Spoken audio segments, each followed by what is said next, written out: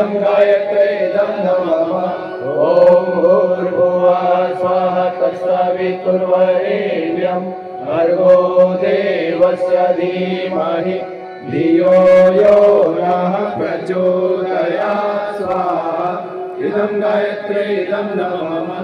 ॐ भूर्भुवः स्वः तत्सवितुर्वरेण्यं भर्गो देवस्य धीमहि धियो यो नः प्रचोदयात् स्वाहा। इदं गायत्रे इदं नमः।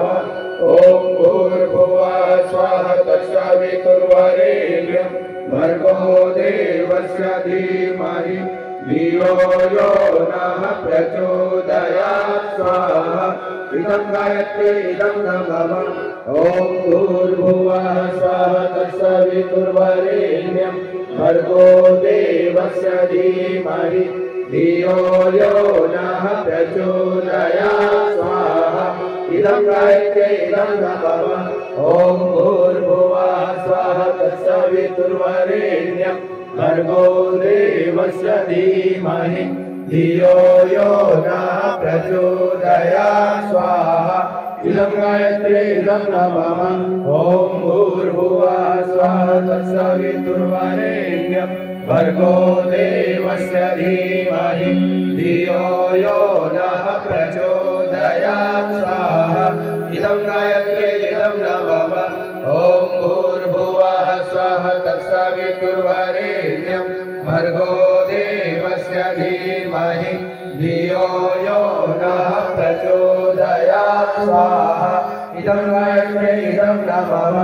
ॐ भूर्भुवः स्वः तत्सवितुर्वरेण्यं भर्गो देवस्य धीमहि धियो यो नः प्रचोदयात् स्वाहा। इदं गायत्रे इदं नमः। ॐ भूर्भुवः स्वः तत्सवितुर्वरेण्यं भर्गो देवस्य धीमहि धियो यो नः प्रचोदयात् स्वाहा। इदं गायत्रे इदं नमः।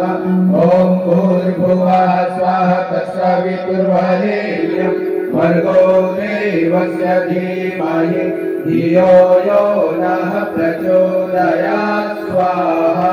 इदं गायत्रे इदं नमः। ॐ भूर्भुवः स्वः तत्सवितुर्वरेण्यं भर्गो देवस्य धीमहि धियो यो नः प्रचोदयात् स्वाहा। इदं गायत्रे इदं नमः। महामृत्युंजय मंत्राहुति। आप सभी भाई बहनों के मंगलमय जीवन की कामना करते हुए, दीर्घायुष्य कामना करते हुए भगवान महाकाल से प्रार्थना करेंगे। इतने बड़े यज्ञ आयोजन को सफल बनाने में जो भी भाई बहन अपना कुछ भी योगदान दिए हों, समय दान किए हों, श्रम दान किए हों, अंश दान किए हों, घी दान किए हों, वस्तु दान किए हों, आप जो कुछ भी इस यज्ञ